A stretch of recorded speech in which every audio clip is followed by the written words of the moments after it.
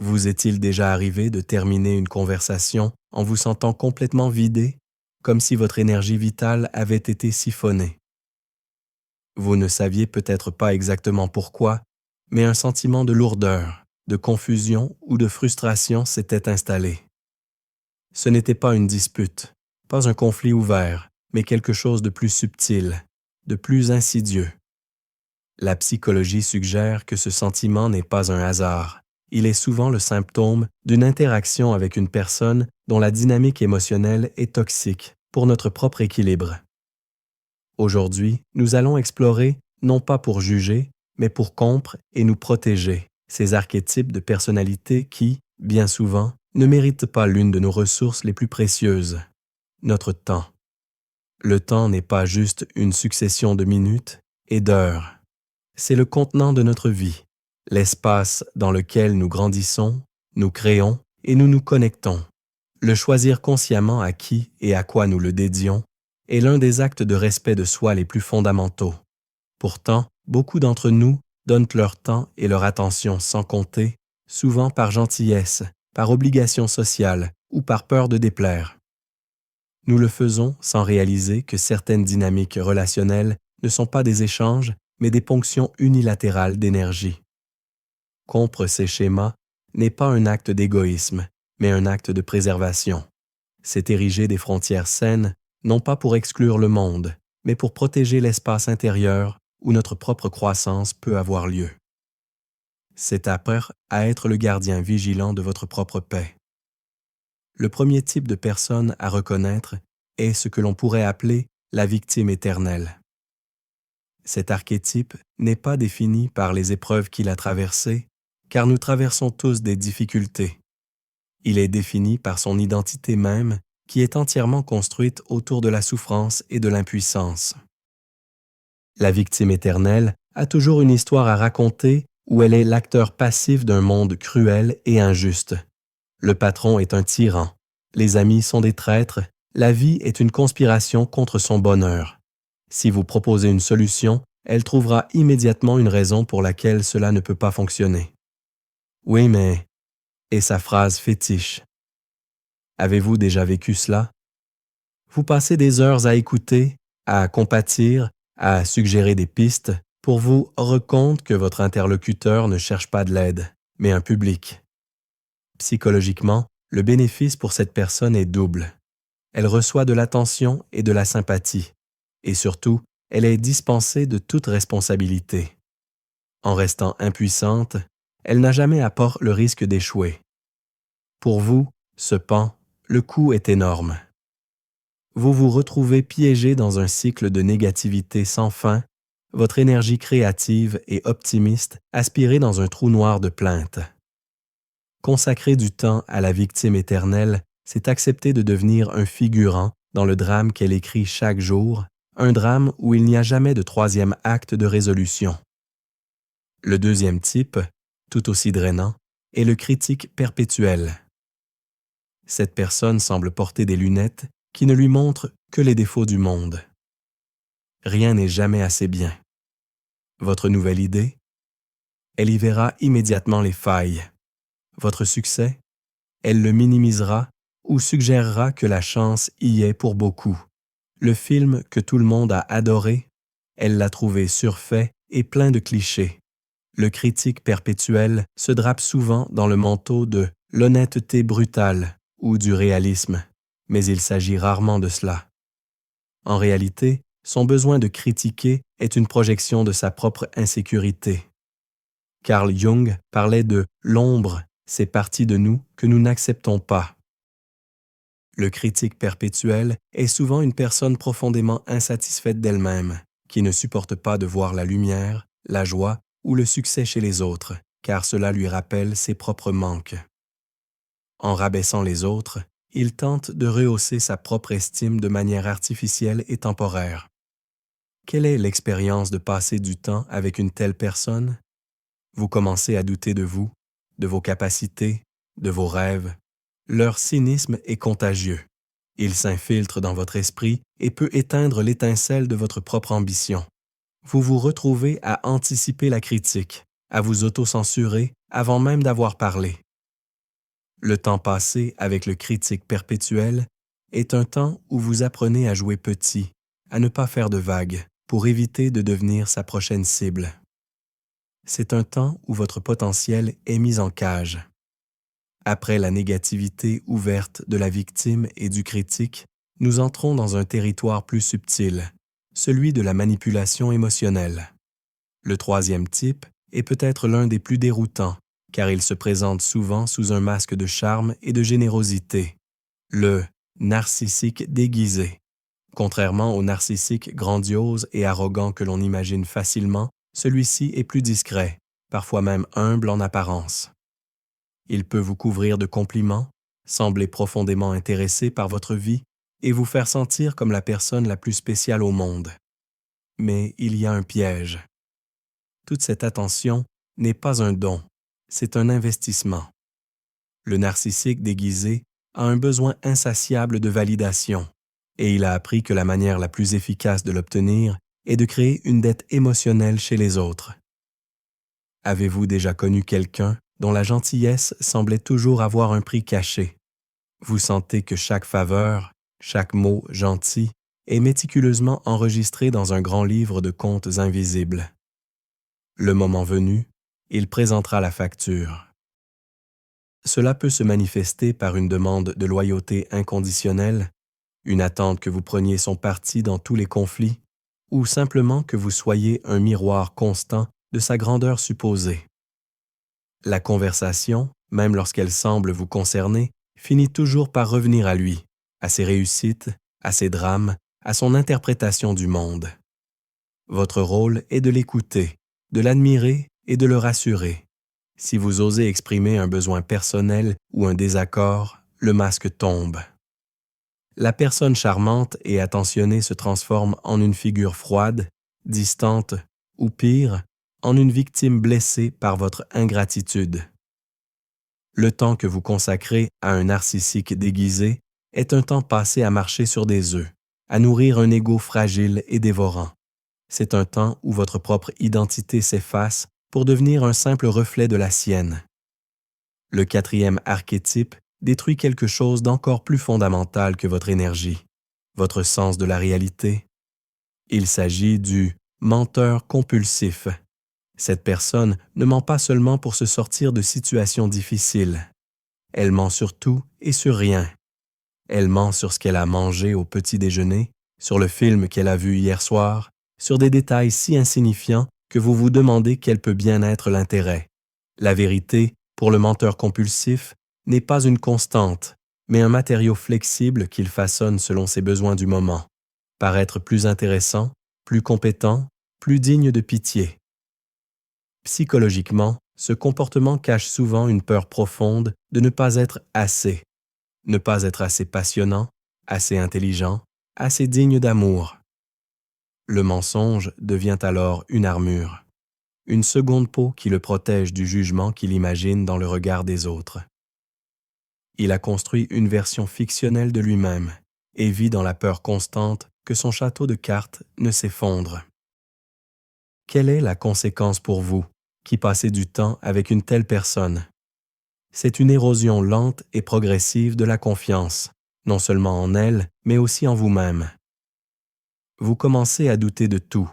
Ces histoires sont-elles vraies? Ces promesses sont-elles sincères? Ce doute s'est ensuite à votre propre perception. Suis-je paranoïaque? Est-ce que j'exagère? Vous dépensez une quantité colossale d'énergie mentale à essayer de trier le vrai du faux, à vérifier les faits, à chercher des incohérences. C'est une charge mentale épuisante qui vous vole votre paix intérieure. Une relation saine, qu'elle soit amicale, familiale ou professionnelle, repose sur un socle commun de vérité. Sans ce socle, il n'y a pas de véritable connexion possible.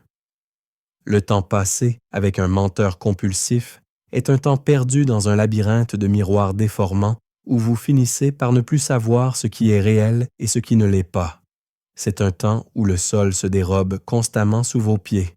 Passons maintenant à un type de personne qui n'attaque pas directement votre estime ou votre énergie, mais qui empoisonne subtilement l'écosystème de vos relations.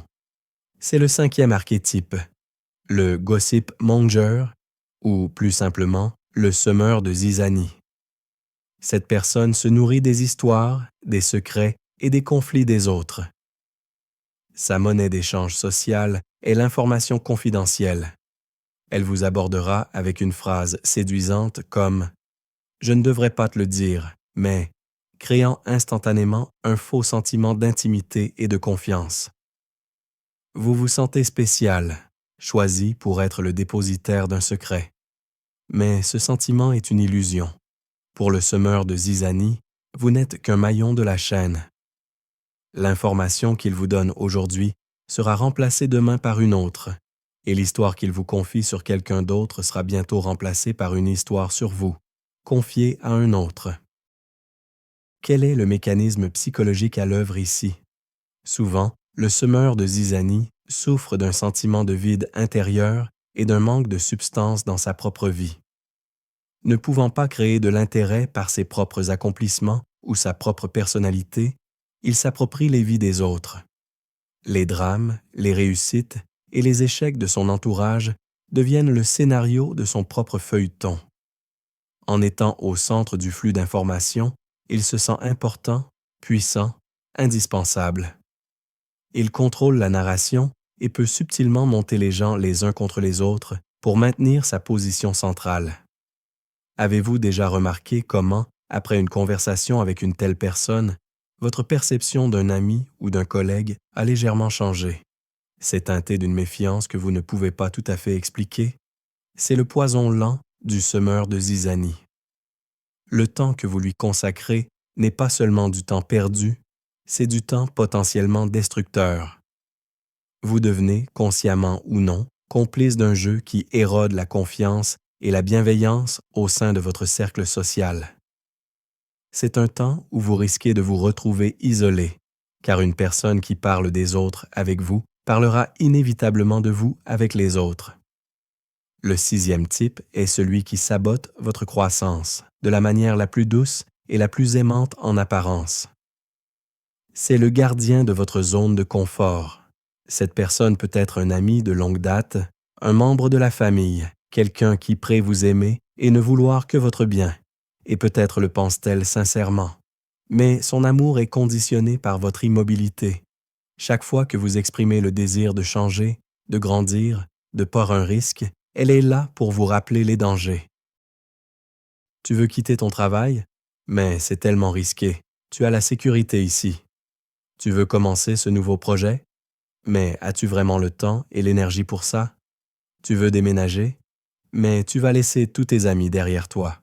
Ces arguments sont toujours rationnels, logiques et empreints de sollicitude. Mais sous cette surface se cache une peur profonde, non pas pour vous, mais pour elle-même. La psychologie de ce comportement est fascinante. Votre croissance est une menace pour le gardien de la zone de confort, car elle met en lumière sa propre stagnation. Si vous réussissez à changer, si vous montrez qu'il est possible de sortir des sentiers battus, cela le confronte à ses propres peurs et à ses propres excuses. Inconsciemment, il a besoin que vous restiez le même pour valider ses propres choix de vie. Maintenir le statu quo devient sa mission. En vous protégeant des risques, il se protège lui-même de l'inconfort de l'autoréflexion. Passer du temps avec cette personne, c'est comme être enveloppé dans une couverture chaude et confortable qui vous empêche de bouger. C'est rassurant, mais c'est une prison dorée. Leurs peurs deviennent progressivement les vôtres. Vous commencez à internaliser leurs doutes, et l'étincelle d'ambition qui vous animait commence à faiblir. Le temps passé avec le gardien de votre zone de confort est un temps où votre potentiel est doucement hormis, anesthésié par une bienveillance qui, en réalité, vous empêche de devenir la personne que vous êtes destiné à être. Nous abordons maintenant un archétype dont l'impact est particulièrement pernicieux, car il joue avec notre désir naturel d'aider et de sauver les autres. C'est le 7e type, le projet de réparation permanent. Cette personne est un chaos ambulant. Sa vie est une succession de crises, de mauvais choix et de drames auto-infligés. Elle peut être incroyablement charismatique, talentueuse, pleine de potentiel, mais elle semble incapable de maintenir une stabilité durable. Elle passe d'un emploi à l'autre, d'une relation à l'autre, toujours à un pas de la catastrophe. Et vous, avec votre nature empathique et votre désir de voir le meilleur chez les gens, vous vous sentez attiré par ce potentiel inexploité. Vous vous dites, si seulement je pouvais l'aider à s'organiser, si seulement elle pouvait voir sa propre valeur. Je peux être celui ou celle qui la sauvera d'elle-même. Vous vous investissez alors corps et âme. Vous donnez des conseils, vous offrez un soutien financier, vous passez des nuits blanches à l'écouter. Vous devenez son coach, son thérapeute, son manager, son filet de sécurité. Et pas un temps, cela semble fonctionner. La personne montre des signes de progrès, elle vous remercie profusément, vous vous sentez utile, valorisé. Mais inévitablement, le cycle recommence. Un nouveau drame, un nouveau mauvais choix, et vous voilà de retour à la case départ, encore plus épuisé et frustré qu'auparavant.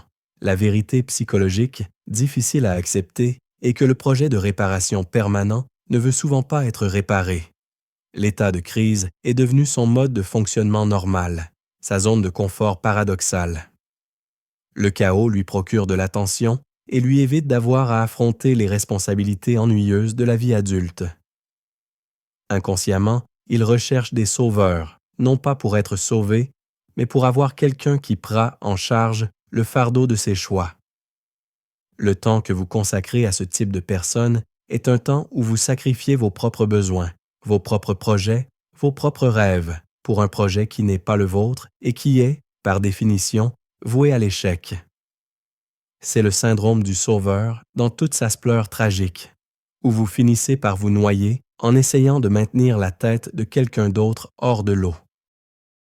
Le 8e type est plus subtil et souvent plus difficile à identifier, car il opère sous le couvert de la logique et de la rationalité. C'est l'invalideur émotionnel. Avez-vous déjà partagé un sentiment profond, une vulnérabilité, une joie ou une peine, pour recevoir en retour une réponse qui vous a fait sentir stupide, irrationnel ou excessif? C'est le mode opératoire de l'invalideur.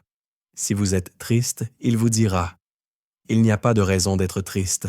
Regarde le bon côté des choses. » Si vous êtes en colère, il analysera la situation de manière froide et détachée. Tu réagis de manière excessive, ce n'est pas si grave. Si vous êtes enthousiaste, il tempérera votre joie avec une dose de réalisme. Ne t'emballe pas trop vite, on ne sait jamais. L'invalideur émotionnel est souvent mal à l'aise avec le monde désordonné et imprévisible des émotions, y compris les siennes.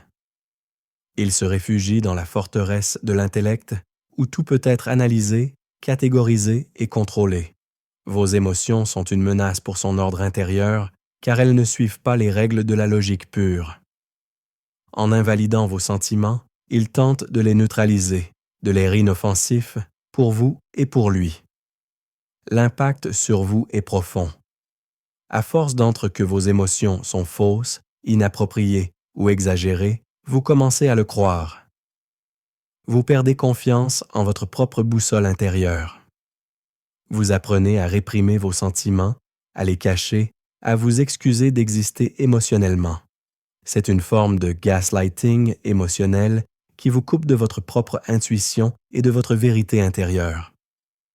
Le temps passé avec un invalideur émotionnel est un temps où vous apprenez à vous méfier de vous-même. C'est un temps qui vous déconnecte de la partie la plus authentique de votre être, vous laissant dans un état de confusion et de solitude, même lorsque vous êtes en sa compagnie. Le 9e archétype est un fantôme dans votre vie sociale.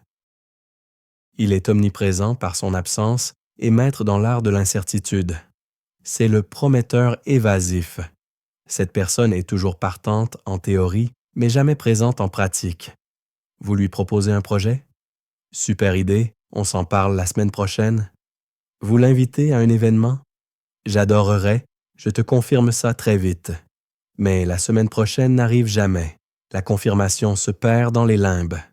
Le prometteur évasif a une peur panique de l'engagement, même le plus minime, et une peur encore plus grande de la confrontation directe.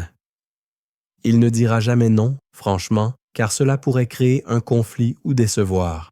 À la place, Il opte pour une stratégie de non-réponse, de report constant et d'excuses de dernière minute, qui semble toujours plausible, mais qui, accumulée, dessine le portrait d'une indisponibilité chronique.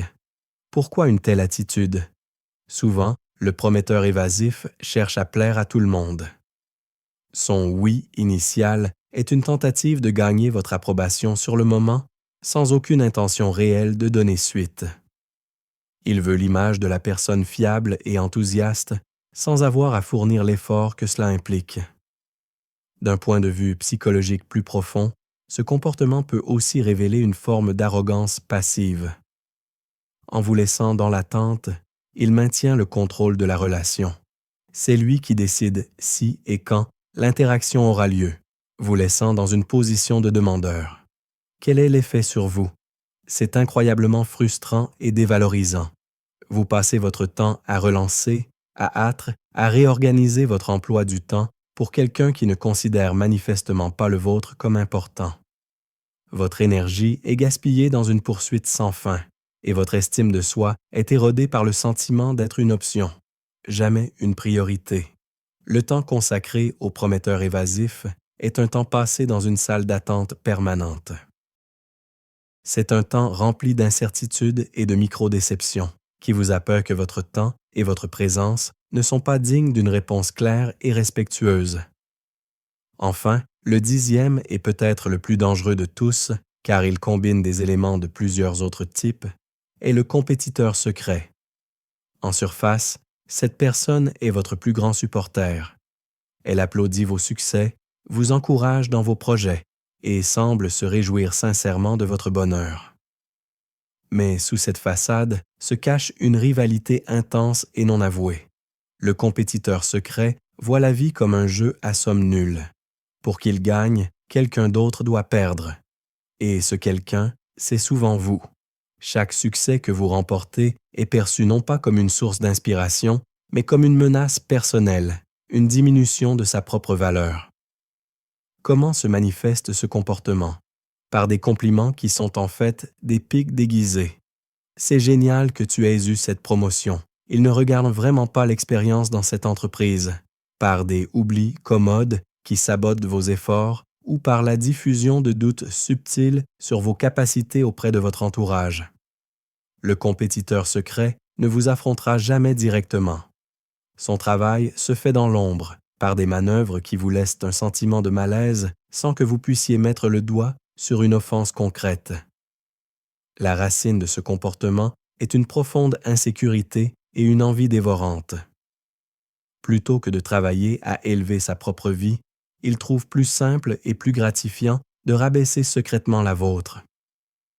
Passer du temps avec un compétiteur secret est émotionnellement épuisant. Vous êtes dans un état de vigilance constant, essayant de décoder les intentions cachées derrière chaque mot. Vous ne pouvez jamais vraiment vous détruire, jamais vraiment partager vos joies sans craindre qu'elles ne soient utilisées contre vous. C'est une relation construite sur un mensonge, où l'amitié affichée n'est qu'un masque pour une compétition féroce. Le temps que vous lui accordez est un temps où vous donnez des munitions à quelqu'un qui vise secrètement votre propre réussite. C'est un temps où vous devez garder votre garde haute, là où vous devriez pouvoir l'abaisser en toute confiance. Maintenant que nous avons dessiné les contours de ces 10 archétypes, une question cruciale se pose. Pourquoi les laissons-nous entrer dans nos vies? Pourquoi continuons-nous à leur consacrer notre temps et notre énergie, même lorsque nous sentons instinctivement que quelque chose ne va pas? La réponse, comme souvent en psychologie, se trouve à l'intérieur de nous-mêmes. Il est facile et même tentant de pointer du doigt ces personnalités toxiques et de les désigner comme les uniques responsables de notre mal-être. Mais ce serait passer à côté de la partie la plus importante de l'équation, notre propre participation, souvent inconsciente, à ces dynamiques. La philosophie stoïcienne nous enseigne une vérité fondamentale. Nous ne pouvons pas contrôler les autres, mais nous pouvons contrôler nos propres perceptions et nos propres réactions. Si ces personnes trouvent une place dans notre vie, c'est qu'il y a en nous une porte qu'elles savent comment ouvrir. L'une des portes les plus courantes est la peur de la solitude. Pour beaucoup d'entre nous, la perspective d'être seul est plus terrifiante que celle d'être en mauvaise compagnie. Nous préférons la frustration d'une conversation avec une victime éternelle au silence d'une soirée passée avec nous-mêmes. Nous acceptons les critiques du critique perpétuel parce que sa présence, même négative, nous semble meilleure que l'absence de présence tout court. Cette peur n'est pas une faiblesse. C'est une condition humaine profondément ancrée. Nous sommes des êtres sociaux, programmés pour la connexion. Mais lorsque cette peur devient le principal moteur de nos choix relationnels, nous cessons de choisir nos compagnons et nous nous contentons de combler un vide. Vous êtes-vous déjà surpris à accepter une invitation que vous ne désiriez pas, simplement pour éviter d'être seul? C'est dans cet instant que nous donnons notre pouvoir. Reconnaître cette peur n'est pas se juger, c'est le premier pas pour la désamorcer. Apprendre à être bien avec soi-même, à apprécier sa propre compagnie, n'est pas un luxe, c'est une nécessité. C'est ce qui nous permet de choisir nos relations par désir et non par besoin. Une autre porte est le besoin d'être validé, le désir profond d'être perçu comme gentil, généreux ou serviable. Ce besoin est souvent le fruit de notre éducation et de notre conditionnement social. On nous a appris qu'il était noble de se sacrifier pour les autres, que dire non était égoïste. Le narcissique déguisé, le projet de réparation permanent, le prometteur évasif, tous ces archétypes prospèrent grâce à cette programmation. Ils sentent notre difficulté à poser des limites et l'exploitent à leur avantage. Nous devenons leur source inépuisable d'énergie, de validation, de soutien logistique. Et chaque fois que nous les aidons, nous recevons une petite dose de gratification. Nous nous sentons utiles, importants, indispensables. Mais c'est une estime de soi de seconde main, une estime qui dépend entièrement de l'approbation extérieure. Elle est fragile et éphémère. Le véritable travail de croissance personnelle consiste à déplacer la source de notre validation de l'extérieur vers l'intérieur.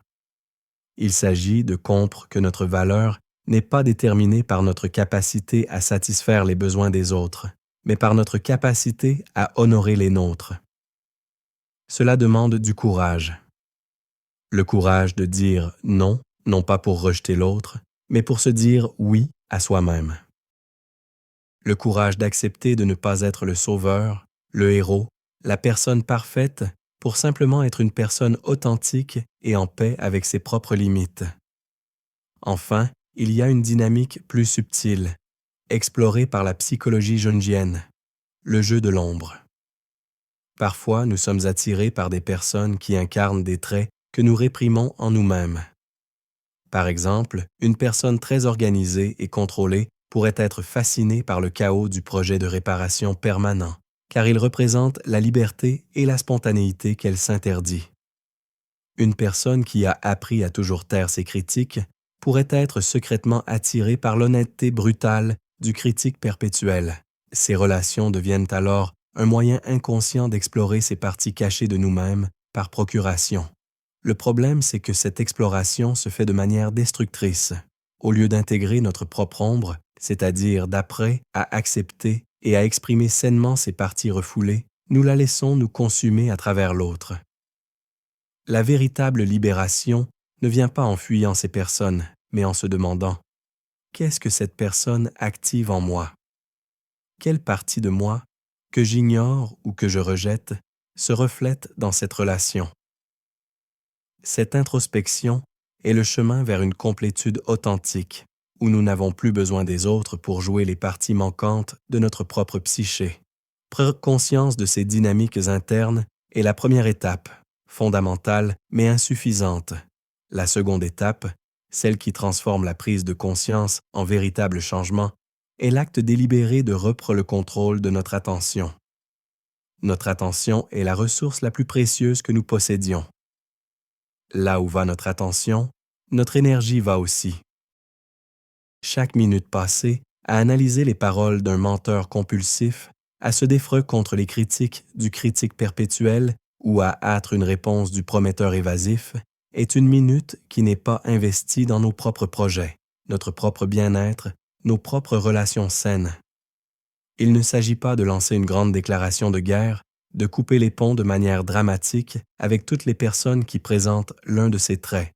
Souvent, ces personnes font partie de notre famille, de notre cercle professionnel, et une rupture totale n'est ni possible ni souhaitable. Il s'agit plutôt d'un rééquilibrage subtil et puissant, un désinvestissement émotionnel progressif. Imaginez votre énergie comme une quantité limitée d'eau dans un arrosoir. Jusqu'à présent, vous avez peut-être arrosé généreusement toutes les plantes de votre jardin, y compris les plantes carnivores qui vous mordent la main et les mauvaises herbes qui étouffent dans les autres fleurs. Le désinvestissement émotionnel consiste à décider consciemment quelles plantes vous allez nourrir. Cela commence par de petites actions. Vous n'êtes plus obligé de répondre au téléphone à chaque fois que la victime éternelle appelle pour son rapport quotidien de malheur. Vous pouvez laisser passer quelques heures, voire une journée. Vous n'êtes plus obligé de justifier vos choix de vie face aux gardiens de votre zone de confort. Un simple « merci pour ton avis, j'y réfléchirai » suffit. Vous n'êtes plus obligé de participer aux séances de commérage du semeur de zizanie. Vous pouvez changer de sujet ou simplement vous excuser et quitter la conversation. Chacun de ces petits actes est une affirmation de vos nouvelles frontières. Au début, cela peut être incroyablement inconfortable. Vous pourriez ressentir de la culpabilité, la peur de blesser ou d'être rejeté. C'est normal. C'est le symptôme de sevrage de votre ancien besoin de plaire ou de sauver. Mais à chaque fois que vous tenez bon, vous renforcez un nouveau muscle psychologique, celui du respect de soi. Vous envoyez un message clair, à vous-même d'abord, puis aux autres. Mon temps est précieux, mon énergie est limitée, et je choisis de les investir là où il y a de la réciprocité, du respect et de la croissance. Les personnes qui bénéficiaient de vos anciennes frontières poreuses réagiront probablement. Elles pourraient exprimer leur mécontentement, essayer de vous faire culpabiliser ou intensifier leur comportement pour retrouver votre attention. C'est le test final. Votre capacité à rester calme et ferme face à cette réaction est ce qui solidifiera votre nouvelle posture. Cette démarche de désinvestissement libère un espace mental et émotionnel considérable. Que faire de cette énergie nouvellement acquise? C'est ici que commence la partie la plus passionnante du voyage, la réorientation consciente de votre attention vers ce qui vous nourrit vraiment. Cela signifie investir du temps dans les relations qui sont équilibrées, où l'écoute et le soutien sont mutuels. Cela signifie consacrer des heures à ce projet créatif que vous avez toujours repoussé, à cette compétence que vous vouliez apprendre, à ce livre que vous vouliez lire. Cela signifie, et c'est peut-être le plus important, passer du temps de qualité avec vous-même, en silence, à écouter vos propres pensées, à identifier vos propres désirs sans le bruit de fond des drames et des exigences des autres. C'est un processus de reconquête de son propre territoire intérieur. En cessant de donner votre temps à ceux qui ne le méritent pas, vous ne créez pas un vide.